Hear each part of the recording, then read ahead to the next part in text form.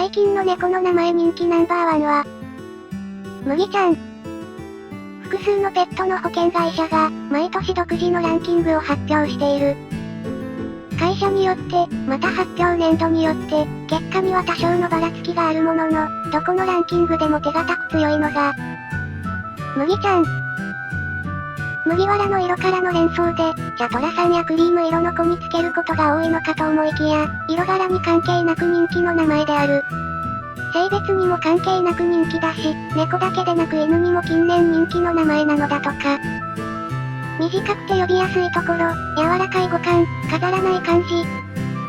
などが人気の秘訣だろうか。